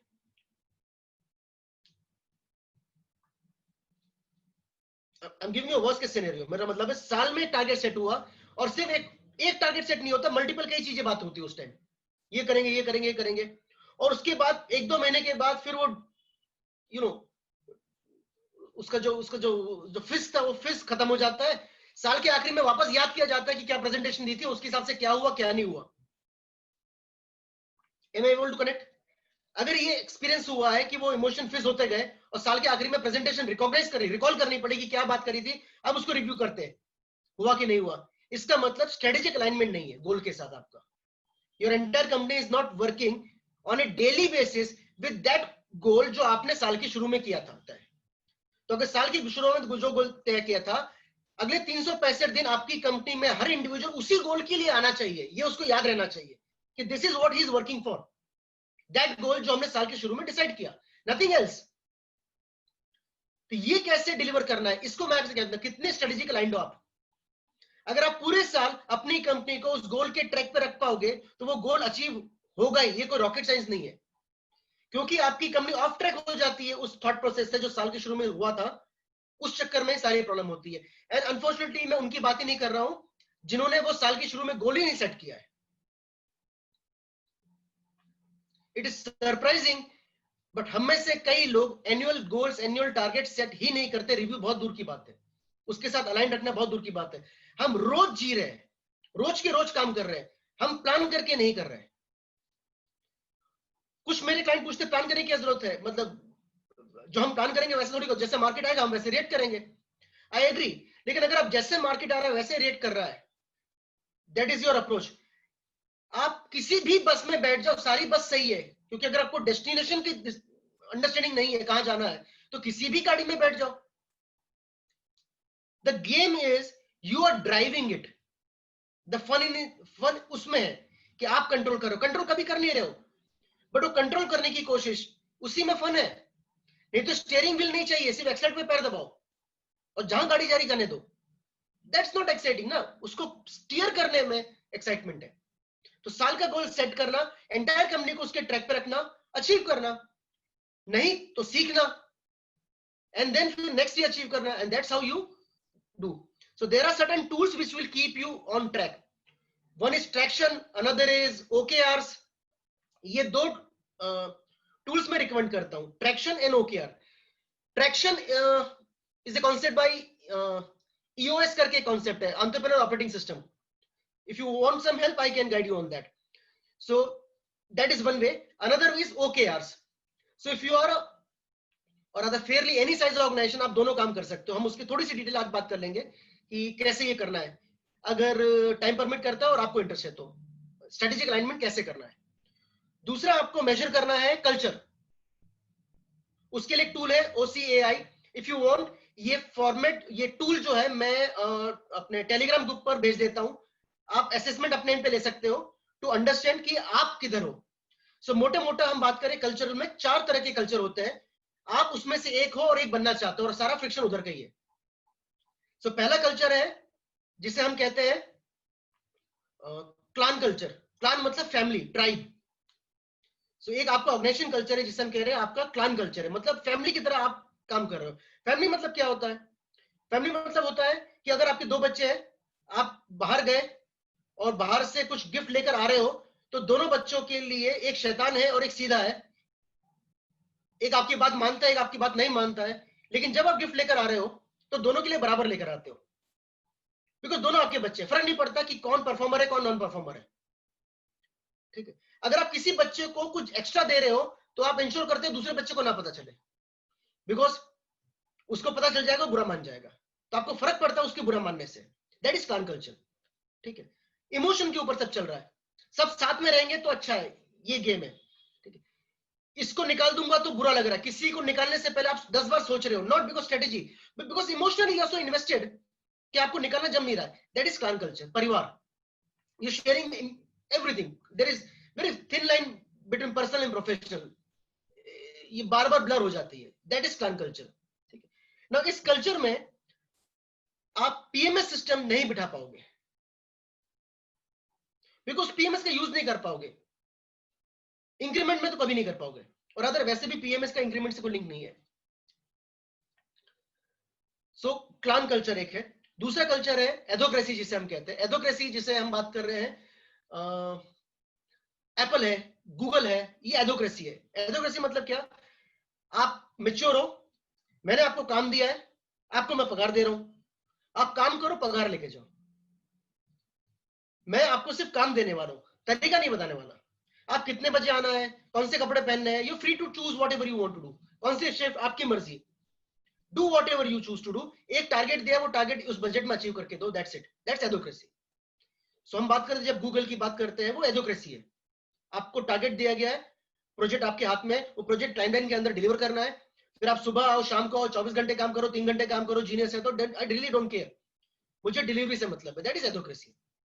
Third culture is market. Market culture मतलब मैंने आपको काम दिया है, टारगेट दिया है, एट द सेम टाइम मैंने आपको काम करने का तरीका भी बताया है, तो आपको रूल्स भी फॉलो करने हैं। बैंक्स, टारगेट भी है बट काम उनके तरीके से करना है, आप अपनी मर्जी से आओ, अपनी मर्जी से जाओ, जो कपड़े पहनना पहनो, ऐसे नहीं होता। ठीक है, it is target driven but the rules are set by them. Adhocracy में देयर आर नो रूल्स, सिर्फ टारगेट दिया, बाकी आप मैच्योर हो। ठीक है, and the fourth is hierarchy. Hierarchy is like police force, Indian Army, Tata Motors. So hierarchy is where tarika is more important than the outcome. So target दिया गया है, पूरा हुआ है नहीं हुआ है secondary,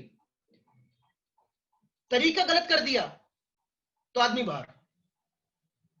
So process or the way to do is more important than the outcome. Now if you notice, Indian police 3 साल में उसका प्रमोशन हो रहा है, उसने 40 चोर पकड़े या 2 चोर पकड़े, उसका फिर भी प्रमोशन तय है। प्रमोशन कब रुकेगा? उसने 400 चोर पकड़े लेकिन एक कस्टडी में डेथ हो गई, प्रोसेस ब्रेक हो गया, अब उसका प्रमोशन रुक गया। तो 400 चोर पकड़े, इससे कुछ लिंक नहीं, एक कस्टोडियल डेथ हो गई, द गेम इज ओवर। तो मैसेज क्या है? Process is more important than the outcome. I am not saying that is wrong, I am saying that is one type of culture. So hierarchy is recommended to organization जहां पर numbers बहुत ज्यादा है, तो उनको Indian army आप outcome based measure नहीं कर पाओगे, कंट्रोल नहीं कर पाओगे, तो उनको कंट्रोल करने के लिए हायरार्की चाहिए। अनफॉर्चुनेटली मेरे बहुत सारे क्लाइंट है जो 15, 20, 25, 50 लोग की कंपनी है और सोचते हैं कि हायरार्की सेट करते हैं। Hierarchy will slow you down. आपको हायरार्की की जरूरत तब है जब आप सर्टेन नंबर अचीव कर चुके हो और उसको मैनेज करने के लिए हायरार्की चाहिए। Am I able to connect? Now that's again thumb rule, ऐसा कुछ है नहीं। देयर आर ऑर्गेनाइजेशन जो हायरार्की में और छोटी है, चलती अच्छा है, बट हायरार्की का बेस्ट एडवांटेज ये है कि वो ओनर ड्रिवन नहीं रहने वाली, वो माइनस ओनर काम करती है। एक करिश्मेटिक लीडर नहीं चाहिए, whereas in adhocracy it cannot work without a charismatic leader. Tesla, Google, they all require, Apple, they all require, all this adhocracy culture, they require a charismatic leader. So if leader kharab aaya, adhocracy organization will go down faster than anybody else. Leader kharab aaya, hierarchy doesn't go down, doesn't really matter. तो हर type के culture के plus and minus है। आप किसी एक culture में हो, शायद क्लान में, और शायद टाइम आ गया कल्चर चेंज करने का, और ये कल्चर चेंज करने का जनरली स्पेस जब जनरेशन चेंज होती है ना तब आता है ज्यादातर कंपनियों में। So father is following certain culture, the son wants another culture, and that is the bigger challenge. जो ना देखने का नजरिया बदल जाता है ना, कि आउटपुट आएगा क्लान से या आउटपुट आएगा मार्केट से, और दोनों लीडर ऊपर के अलग अलग व्यू रखते हैं, वहां से फ्रिक्शन चालू होता है। सो अंडरस्टैंडिंग पहले क्लियर ये करनी है कि अभी का कल्चर क्या है, और एज ए ग्रुप हम कल्चर कौन सा सेट करना चाहते हैं। अगर ये क्लियरिटी रख लेते तो हम पाथवे डिसाइड कर सकते कि यहां से यहां तक जाएंगे कैसे। तो आपको ये मेजर करना है ऑर्गेनाइजेशन लेवल पर कल्चर में। फिर हम बात करते हैं एम्प्लॉय एंगेजमेंट। ये मेजर करना है कि how engaged is your team. What do you mean bye engagement? ना मैं इसको डेफिनेशन के हिसाब से नहीं जाता हूं, समझाने के लिए बहुत सिंपल सा एक एनालॉजी यूज, एक एग्जांपल यूज करता हूं अपनी लाइफ से, इफ यू परमिट मी। मैं ना जब आई थिंक 7th में था या 6th में था, जब 6ठी क्लास में था, ये उस जमाने की बात है जब हमारे यहाँ पे दिवाली में या शादी में नए कपड़े आते थे। ये वो टाइम नहीं था जहां पर हम मॉल में गए थे इसलिए शॉपिंग कर ली। ये वो टाइम था जब नए कपड़े पहने इसका मतलब होली है, दिवाली है, या घर में कोई शादी है। ऐसा भी टाइम हुआ करता था हिंदुस्तान में कभी ना। तो ये वो टाइम था जब हमारी दिवाली से 1-1.5 महीने पहले पापा एक नवी जीन्स लेकर आए थे लिवाइस की ना। लिवाइस जब मैं 6 में था उस time it was something else. तो लिवाइस की जीन्स आई थी 1.5 महीने पहले से आई हुई थी। 1.5 महीने हमने पहनी नहीं क्योंकि वो दिवाली के लिए थी और दिवाली में पहननी है। दैट वाज द टाइम ना। दिवाली के लिए मैं रोज स्कूल जाने से पहले उसको देखता हूँ, ये जीन्स है, हाथ में उसका फील लेता हूँ, एंड देन रख देता हूँ कि दिवाली में पहनूंगा, दिवाली में पहनूंगा। और फिर ऐसे करते करते दिवाली आई, हमने वो डेनिम पहनी, घर में पूजा हो। मेरा पूजा में ध्यान नहीं, किसी चीज में ध्यान नहीं, मेरा ध्यान सिर्फ है कैसे ये घर से बाहर निकलूं डेनिम पहनकर और अपने दोस्तों को दिखाऊं। जैसे पूजा खत्म हुई मैं छूटा ऐसा और मैं घर के बाहर भागा। घर के बाहर मैं जिस स्पीड से भागा उससे तेज स्पीड से एक रॉकेट आया और वो मेरे नीचे से निकल गया और कहीं फटा। मैंने देखा इधर उधर कुछ लगा नहीं है, बच गया और मैं आगे जाने लग गया। आगे किया, कुछ दोस्त मिले, दोस्त से गले वाले मिले और दोस्तों ने बोला अरे वाह बढ़िया लाइट वाले जूते लिए। मैंने कहा डेनिम देख नहीं रहा, जूते देख रहा, लेकिन लाइट वाले जूते तो मैंने लिए नहीं। तो नीचे देखा वो रॉकेट जो निकला था उसने एक छेद कर दिया था और अंगार थोड़ा थोड़ा बड़ा हो रहा था, पैच बढ़ रहा था। तो वो जो लाइट वाले जूता कह रहा था वो एक्चुअली डेनिम पर एक छेद हो गया था जो जल रहा था और हल्का हल्का सा बढ़ रहा था। उसको जब बुझाया तो एक इतना बड़ा पैच हो गया था। अब मेरे को पूरी दिवाली का सबसे बड़ा टेंशन ये कि अगर पापा देखेंगे तो क्या होगा। अब वो टेंशन नहीं कि डेनिम जल गई, अब ये टेंशन है कि घर वालों को कैसे पता कि डेनिम जल गई। तो किसी, और ये वो टाइम नहीं है जब फटी हुई डेनिम वाज इन फैशन। हम डेनिम उस टाइम प्रेस करके पहनते थे। तो प्रेस करी हुई डेनिम वाले टाइम पर डेनिम फट गई, ये एक बहुत बड़ी तबाही होगी हमारे लिए। और 7 ये होगा इज ट्रबल। अगले दिन किसी दिन वो रात गुजारी, अगले दिन मैं सुबह अपने शहर में जितने भी रफू वाले थे, आई एम नॉट श्योर आपने रफू सुना है कि नहीं सुना। रफू मतलब वो कुछ फट गया तो उसको रफू कर सकते थे। तो वाले के पास पहुंचे कि इस डेनिम को रिपेयर करा जा सकता है क्या। टोटल मेरे शहर में 7 रफू वाले थे, 6 के पास जा चुका था, 7वें के पास पहुंचा। सबने मना कर दिया कि ये रेडीमेड है, इसमें कहीं पर स्पेस नहीं है कि वो पैच निकाल के इसको रफू किया जाए, इसको रफू नहीं किया जा सकता। 7वें वाले ने भी मेरे को मना कर दिया कि बॉस ये रफू नहीं हो सकता। मैंने कहा क्यों नहीं हो सकता? तो उसने बोला कि इसमें कोई ऐसी कपड़ा नहीं है, कहां से निकालूं कहां लगाऊं, रेडीमेड है, इसमें मार्जिन कहीं नहीं है। बाकी कपड़ों में कहीं मार्जिन होता है जिसके से निकाल के कर देते हैं। तो मैंने बोला कि अगर मार्जिन का ही इशू है तो ये जो डेनिम है इसकी जो पीछे वाली जेब है उस पीछे वाली जेब के अंदर वाला जो हिस्सा है वो भी डेनिम का है, उसको निकाल दो, उधर कोई नॉर्मल कपड़ा लगा दो, बाहर से पता नहीं चलेगा कि नॉर्मल कपड़ा है, और उस पैच को आप लगा के रफू कर दो. एंड ही वाज लाइक यार ये मेरे को कैसे नहीं समझा कि अपन इधर से कर सकते, इतने साल हो गए, 60 साल हो गए रफू करते हुए, डेनिम को ऐसे रफू कर सकते, मेरे को कैसे नहीं समझा. उस टाइम मैंने बोला कि जिसकी फटती है उसको ही समझता है. एंगेज्ड एम्प्लॉय है, अगर आपकी है तो उसकी फटती है. जो आपके लॉस में अपना देखता है, आपके प्रॉफिट में अपना प्रॉफिट देखता है, उसको कुछ नहीं मिल रहा उस प्रॉफिट में से, अपनी पगार ही मिल रही है तो भी वो खुश है, और उसका कुछ नहीं जा रहा उसकी पगार में से तो भी वो दुखी है. He is your engaged employee. आपकी कंपनी आगे प्रोफेशनल्स लेके जाएंगे. Growth will come from professional, but सिर्फ एंगेज्ड एम्प्लॉय कर सकते हैं. Professional will ditch you in trouble. Only engaged employee will help you when you are in trouble. So you need to have a balance between those professional, hardcore, engaged employee. अगर वो professional engaged हो गया है तो बारे नारे. I'm not debating that, but I'm saying you need engaged employee who are connected with the soul of the organization. Am I able to connect? Engage employee. तो आपको पता होना चाहिए आपके एंगेज एम्प्लॉय कितने हैं, कितने डिसएंगेज्ड है, कितने फेंस पर है. तो अगर इसको हम सर्वे ज्वाइन कर सकते हैं. एंगेज मतलब जो मैंने आपको डेफिनेशन दी वो. डिसएंगेज मतलब उनको फर्क नहीं पड़ता, वो प्रोफेशनल है, वो अपसेट नहीं है, वो खुश भी नहीं है, वो ऐसे ही है, खुश है अपने मगर पैसा दो काम करते हैं. Actively disengaged is the third category and that is the most threatening. Actively disengage ये वो लोग हैं जो न्यूसेंस है, जो कहते हैं मैं तो डूबूंगा तुझे भी ले डूबूंगा सनम. You can not afford one single actively disengage employ with you. Understand, Mahabharata में कर्ण का एक सारथी थे जो अर्जुन नकुल सहदेव के मामा थे. वो अकेले एक आदमी ने कर्ण को हरा दिया. अगर आप उसकी स्टोरी देखोगे तो आपको समझ में आएगा. वो एक आदमी हर बार सिर्फ अर्जुन की तारीफ करता और कर्ण को बोलता कि तेरी तो लग गई, तू तो हार गया. उतने आइटम ने उतना कह के कर्ण को एक्चुअली हरा दिया. So if you have one actively disengaged employee in your company, he will destroy your company. You cannot afford him. So that is what you need to measure. And overall हम बात कर रहे हैं performance potential performance matrix, 9 box matrix है McKenzie की, ये आप use कर सकते हो.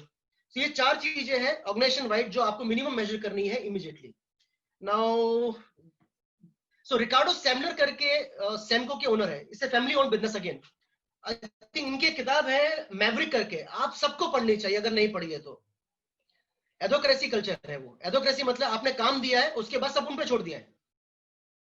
Samco is a adhocracy culture. It's not a clan culture. परिवार नहीं है, सब साथ में मिलकर काम करते थे, ओके थिंग. बट वहां पर क्या है, आपको काम दिया है, बाकी सब आप पे छोड़ दिया. आप कितने बजे आओ, कितने बजे जाओ, क्या करो क्या नहीं करो, मुझे ये आउटकम दो, बात खत्म. That's adhocracy. Let's understand this.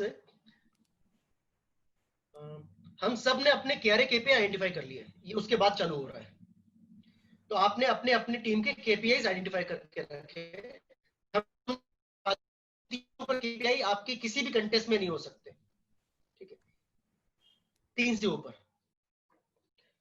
इस कंटेस्ट से बात कर रहे थे, जैसे हमने बोला अकाउंट्स के लेवल पर, तो एक केपीआई हमने बोला कि 0 fine, 0 penalty and 0 increase in interest rate. दूसरा केपीआई हमने बोला कि रिदम ऑफ रिपोर्ट उसको फॉलो करना है.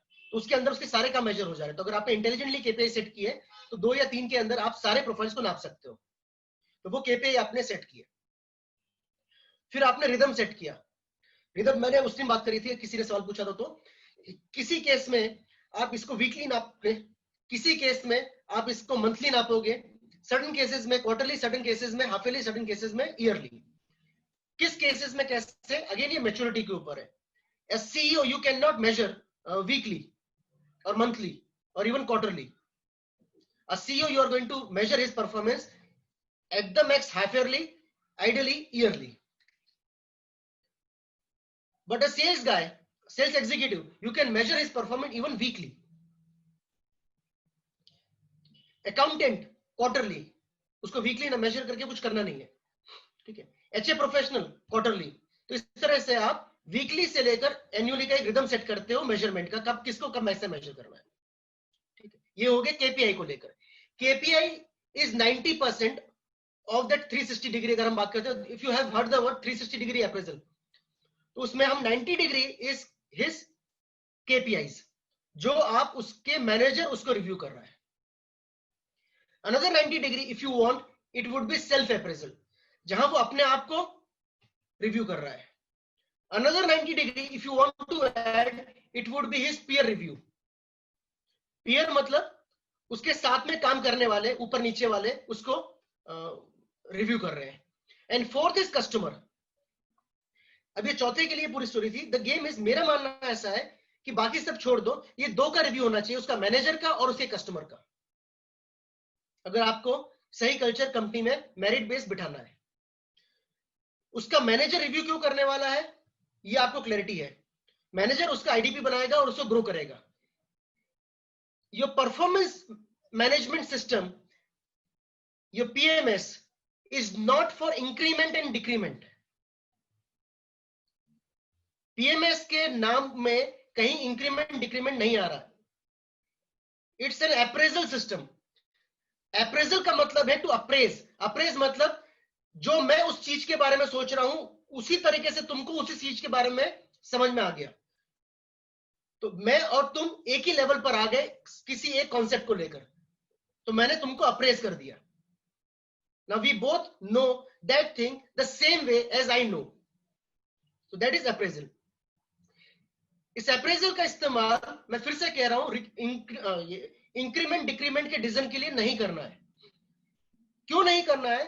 Because it's like this. अगर आप किसी क्लाइंट के यहां पर गए as a vendor and he is suppose to pay you for your work now, उसके पास चेकबुक रखी है, अक्रॉस द टेबल बैठा है और अक्रॉस द टेबल चेकबुक रखी है और अब आपको बता क्या रहा है कि तुम्हारे सारे काम में क्या क्या गलतियां हुई, मैं कहां कहां तुमसे अपसेट हूं, तुम क्या क्या सुधार कर सकते थे जो तुमने नहीं किया, तुम कब कब लेट आए, तुम्हारी टीम ने क्या क्या गड़बड़ करी. जब वो तुमको ये सब बता रहा है, are you taking it as a blame और you taking as a feedback? तुम्हारे दिमाग में क्या चल रहा है? दिमाग में यही चल रहा है कि बॉस पैसा काटने वाला है या ये पैसा नहीं देने वाला है. You are being defensive at that moment. आप हर चीज को बोल रहे हो कि सर इसमें मेरी अकेले की गलती नहीं, इसमें आपकी तरफ से ये गलती हुई थी, आपने ये किया था, आपकी टीम ने ये किया था.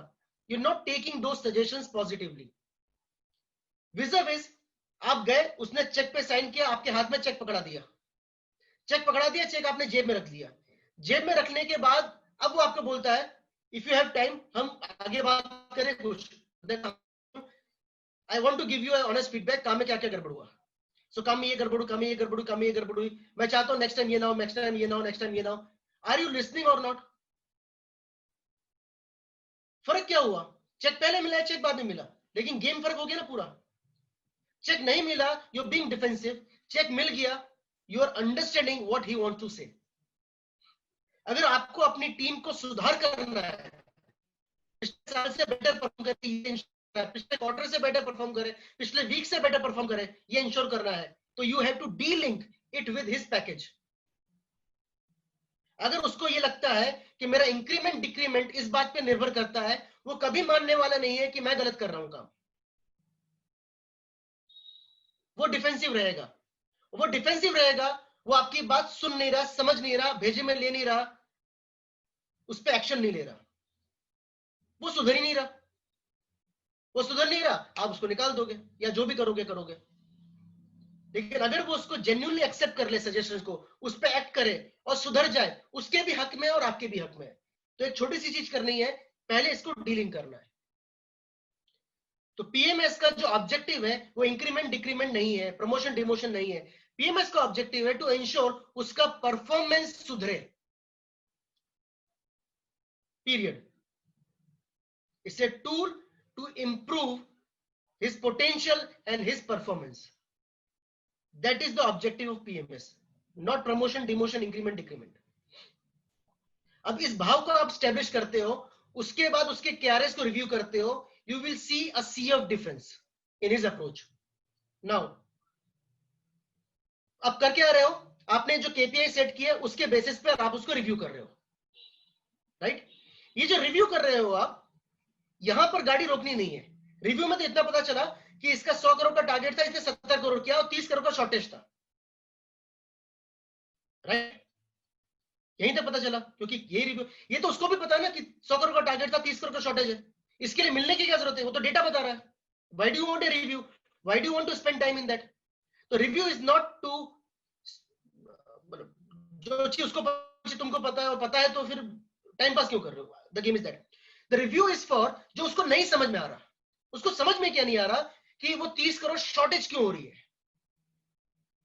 मेरा मानना है अगर उसको समझ आता तो वो कर ही लेता था। मैनेजर की जरूरत, लीडर की जरूरत यहीं पर है कि वो 30 करोड़ की शॉर्टेज क्यों हो रही है, और वो 30 करोड़ की शॉर्टेज आपको कैश में ढूंढनी है। क्या उसकी नॉलेज कम पड़ रही है, क्या उसका अप्रोच कम पड़ रहा है, क्या उसकी स्किल कम पड़ रही है, क्या उसकी कोई आदत खराब है? Am I able to connect? तो वो कहीं तो कम पड़ा है, शॉर्ट हुआ है। तो वो 30 करोड़ शॉर्ट किधर हुआ है, किस कारण से हुआ है? उसकी आदतों के कारण, उसकी स्किल के कारण, उसके एटीट्यूड के कारण, या उसके नॉलेज के कारण? ये आपको लिखित में देना है कि यहां गैप है।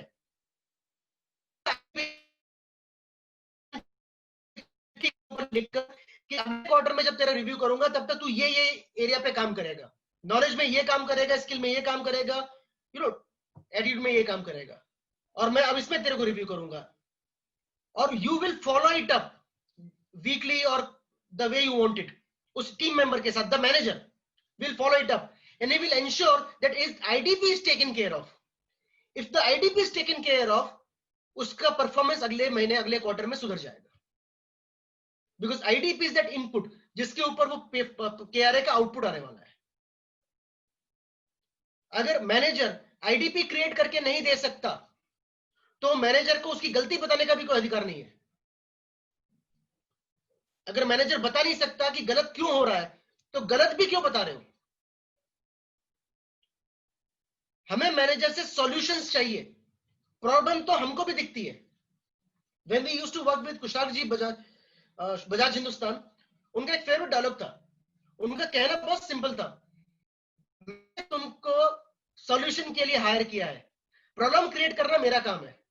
So I am the problem creator and you are here as a team. तुम प्रॉब्लम लेकर आओगे, मैं सॉल्यूशन दूंगा, दैट्स नॉट हैपनिंग। ये मेरी प्रॉब्लम है, मेरे को इंडिया का नंबर 1 शुगर प्रोड्यूसर बनना है। तुम सॉल्यूशन दे सकते हो तो मेरी टीम में रहो, अदरवाइज दिक्कत नहीं है। वही कंटेस्ट हम यहां बात कर रहे हैं, जो अपना मैनेजर है उसकी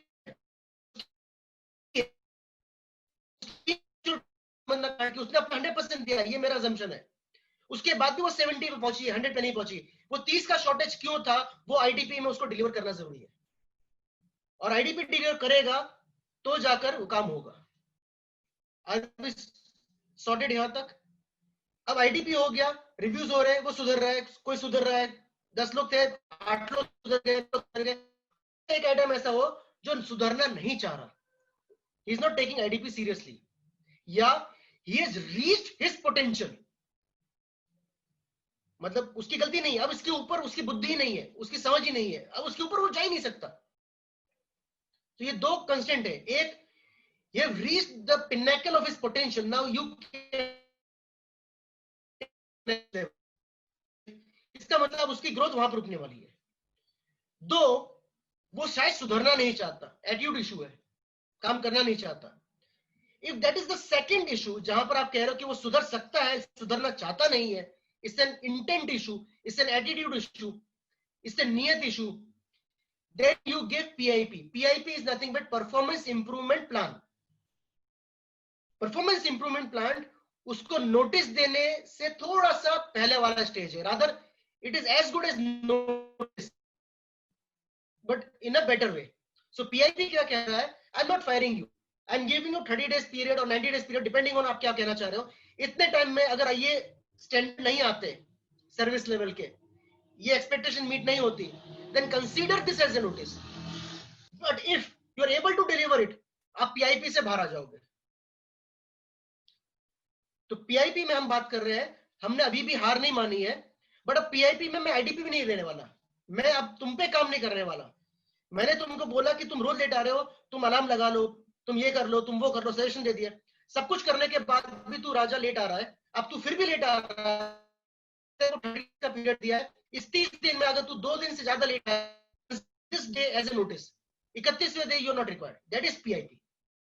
So very rarely you are going to use PIP for those attitude issues. You are not going to use PIP for skill or knowledge issues. Am I able to connect?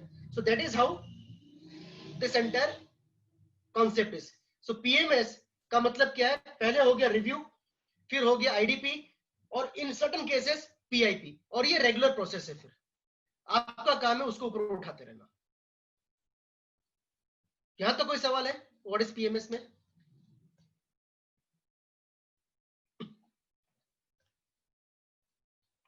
Any questions?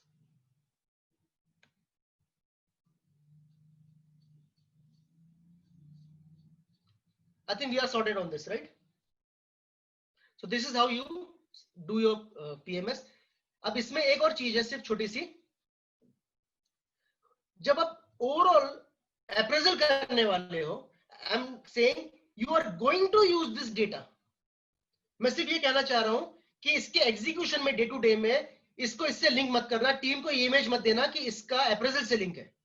But ultimately जब आप appraisal करने वाले हो, ये data,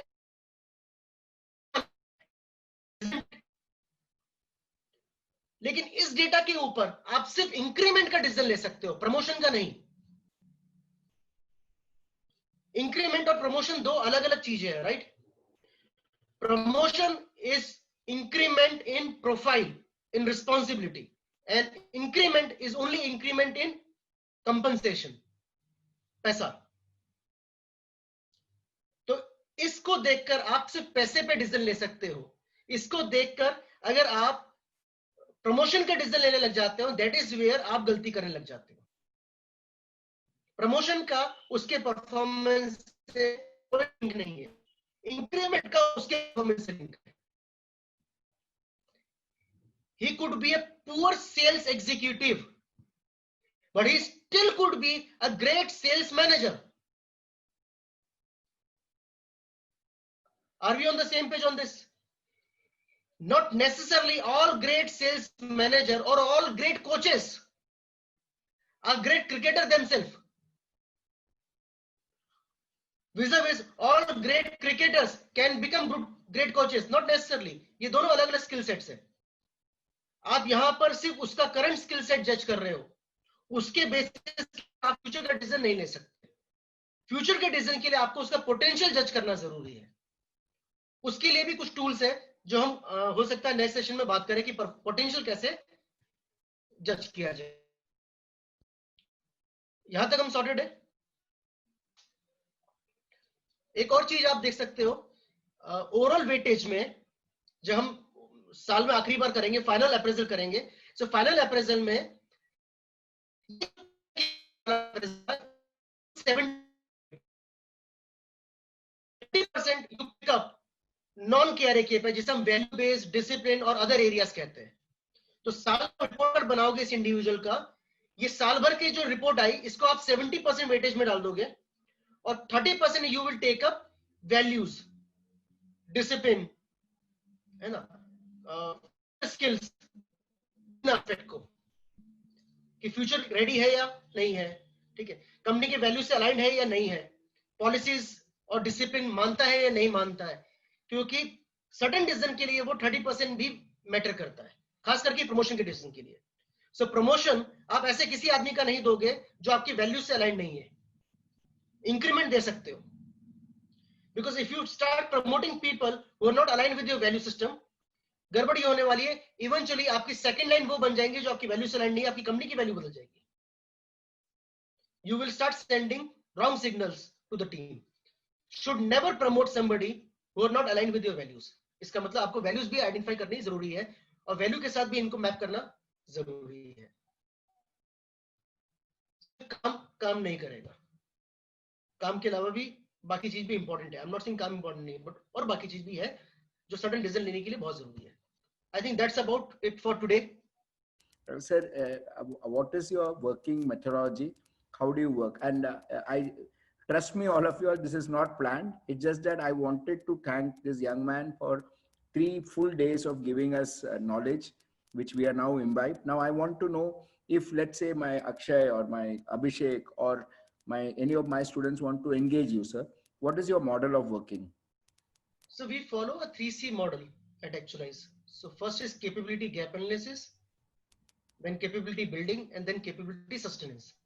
तो पहले process में मैं एक ऑडिट करता हूं, मेरी टीम एक ऑडिट करती है आपके करंट स्टेटस की, अभी आप किधर हो, और समझने की कोशिश करते हैं आप जाना कहां चाहते हो। तो आपका विजन समझेंगे और आपका करंट स्टेटस समझेंगे, आपकी टीम से मिलेंगे, आपके क्लाइंट से मिलेंगे, आपके वेंडर से मिलेंगे, आपके बाकी एसोसिएट से मिलेंगे, और ओवरऑल कंपनी की पिक्चर पेपर पे क्रिएट करेंगे। This is where you stand. और आप कहां चाहते हैं, और हमारा पर्सपेक्टिव रहेगा टीम, मतलब एचए पर्सपेक्टिव से। हम फाइनेंस नहीं चेक कर रहे हैं, हम बाकी चेक नहीं कर रहे हैं, पर हम देख रहे हैं ओवरऑल जहां आप जाना चाहते हो उसके लिए किस तरह की टीम लगेगी, किस तरह का कल्चर लगेगा, किस तरह के प्रोसेस लगेंगे, किस तरह के सिस्टम लगेंगे, और करंट में आप किधर हो। ठीक है, तो वहां से हमको गैप पता चलेगा, उस गैप को डॉक्यूमेंट किया जाएगा, उस गैप को भरने की स्ट्रेटेजी बनाई जाएगी और वो आपको प्रेजेंट करी जाएगी। That is stage 1। जब वो स्ट्रेटेजी आपको प्रेजेंट करी गई, फिर उस पर हम और आप डिबेट करते हैं, मैनेजमेंट और हम लोग, बिकॉज मैनेजमेंट है तो आगे बढ़ा जा सकता। फिर वो डिबेट में हम एक रोड मैप को फ्रीज करते हैं कि this is how we going to go ahead, ये प्रायोरिटी रहेगी, ये सेकंड प्रायोरिटी रहेगी, ये थर्ड प्रायोरिटी रहेगी। उसके हिसाब से फिर कैपेबिलिटी बिल्डिंग जाती है। तो कैपेबिलिटी बिल्डिंग में डिपेंडिंग ऑन क्लाइंट के यहाँ पर क्या वीकनेस थी उसके हिसाब से काम होता है। कहीं पर हम ऑर्गेनाइजेशन रीडिजाइन करते हैं, रिस्ट्रक्चर करते हैं, कहीं पर ये सक्सेशन प्लानिंग का इशू हो जाता है, कहीं पर वो पॉलिसी एंड प्रोसेस का इशू होता है, कहीं पर वो ओनरशिप एट वर्क का इशू है। तो हर क्लाइंट के यहाँ पर चैलेंजेस अलग, कहीं पर एट्रिशन का इशू है। तो जो भी इश्यूज है फिर उसको सेकंड स्टेज पर टैकल किया जाता है कैपेबिलिटी बिल्डिंग में। ये पहले के 2 इशू इज कंपेरेटिवली हमारे कंट्रोल में रहते हैं, मैनेजमेंट के कंट्रोल में रहते हैं। मतलब इसको काम करना इतना दिक्कत नहीं है। पहले वाले 2 मतलब गलती क्या है आइडेंटिफाई करना, आई एम नॉट सेइंग कि आसान है, बट ये भी इजी है, और उस गलती को पेपर पे सुधार लेना और एक बार अपने ऑब्जर्वेशन में उसको ट्रैक करना, ये 2 आसान काम है। जो तीसरा पार्ट है कैपेबिलिटी सस्टेनेंस, ये ट्रिकी है। गेम क्या है कि जब हम है और हम डिसिप्लिन इज एन इशू, तो मैंने वहां बैठा, मेरी टीम बैठी, आपकी टीम ने उस टाइम ध्यान दिया और हमने वहां बिठा के 3 महीने 6 महीने में डिसिप्लिन लेकर आ गए। फिर हम बाहर निकले, जब हम बाहर निकले ना, there is a tendency, rubber जितना खींचता है ना वापस आता है। तो जो भी नेचुरल ट्रेट है आपका, आपकी कंपनी का, it tends to come back to square one once the focus is out, and that is where the third phase kicks in, capability sustenance. So there are certain ways जहां पर हम उस आदत को दोबारा नहीं आने देते। और अनफॉर्चुनेटली, और ये आपके सामने बात करना चाहूंगा यहीं पर, आपकी टीम से भी, ये आपके बच्चों से भी, कि सबसे बड़ा चैलेंज हमको आज तक टीम ने कभी नहीं दिया है काम करने में। मतलब मेरे क्लाइंट की टीम ने, क्लाइंट मेरे को अपनी टीम के लिए ही लेकर आता है, बट मुझे उनकी टीम ने कभी ट्रबल नहीं किया है। मेरा challenge 90% client. So bottleneck is always at the top. जो आपकी कंपनी में अच्छा हो रहा है आपके कारण हो रहा है, और जहां आपकी कंपनी रुकी है वो भी आप ही के कारण हो रही है। ज्यादातर कंपनी में, जो मैंने पहले फिलॉसफी बात करी थी ना, कि जो आज का सॉल्यूशन है वो कल की प्रॉब्लम होगा, वो यहां पे बैठता है। ये टीम, ये जो हम एंटरप्रेन्योर की बात कर रहे हैं, इसी के कारण कंपनी यहां तक पहुंची है, और इसी के कारण कंपनी यहां पे रुकी है। तो ज्यादातर जगह पर जो बदलना होता है वो उस एंटरप्रेन्योर की आदत ही बदलनी होती है, उसके काम करने का तरीका ही बदलना होता है, उसका अप्रोच ही बदलना होता है।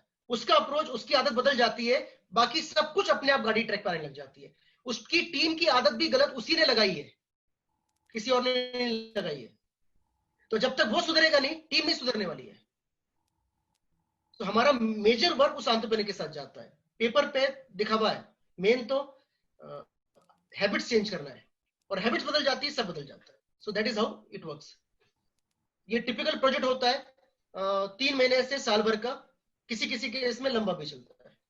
Now we have a client Repos Energy करके इन पुणे, इनके साथ हम पिछले 4.5 साल से काम कर रहे हैं। जब इनका पेट्रोल पंप हुआ करता था, तो इन्होंने पेट्रोल पंप के लिए हायर किया था हमको, उस पेट्रोल पंप को स्टार्टअप में कन्वर्ट किया। आज की तारीख में they are India's fastest growing startup, they are into diesel delivery, on site diesel delivery.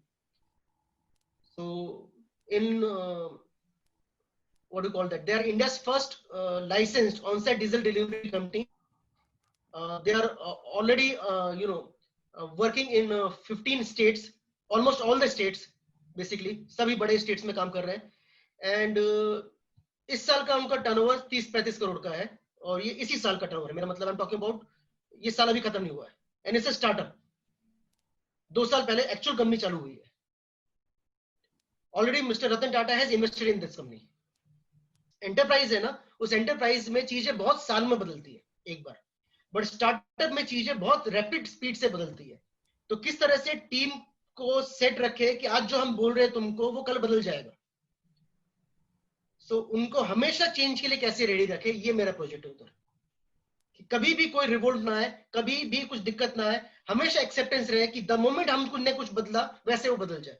हमने ऑफिस चेंज किया, हमने टाइमिंग चेंज करी, हमने कुछ भी चेंज किया, कुछ दिक्कत नहीं। They just need to work and believe in management, सिर्फ इतना। और इसके लिए सारे पापड़ बेले जा रहे हैं। अब ये कोई स्टैंडर्ड नहीं है, तो हर क्लाइंट उसका अलग project. There is another client which is into business for 97 year, around 5th generation, and they want to move out of India now, shift to Canada. And Canada में उनके 4 है to manage business in India. So they want to manage their business, they want to set up their business in a way कि वो Canada में रहें और 3 से 4 घंटे ही काम करें, और उस टाइम उनकी सारी टीम यहाँ फिजिकली काम करे। वो सिर्फ 3 से 4 घंटे के लिए रहेंगे। Entire business will be run by the family, the team, because उसका कुछ सिटीजनशिप देने का भी है कि सर्टेन नंबर ऑफ डेज उनको कनाडा में स्पेंड करने for certain number of year. तो they will not be coming back to India, वो कनाडा में ही शिफ्ट होने वाले पूरा साल। अब वो इंडिया नहीं आने वाले, और एक पूरा साल टीम उनका काम कर पाए, ये उनके साथ एग्रीमेंट मतलब प्रोजेक्ट था। तो जैसा क्लाइंट है, जो चैलेंज है, उसके साथ से काम होता है। ये स्टैंडर्ड वो नहीं है कि हम ये करेंगे ये करेंगे ये करेंगे, लेकिन जहां आपके लोग हैं और लोगों को लेकर किसी भी तरह का चैलेंज है, उसको हम हैंडल करते हैं। Sachin ji, the second question is, आपका प्रेजेंस नेसेसरी है क्या? You can do it virtually also? नहीं सर, ये वर्चुअली हो सकता है, ज्यादातर काम वर्चुअली हो सकता है।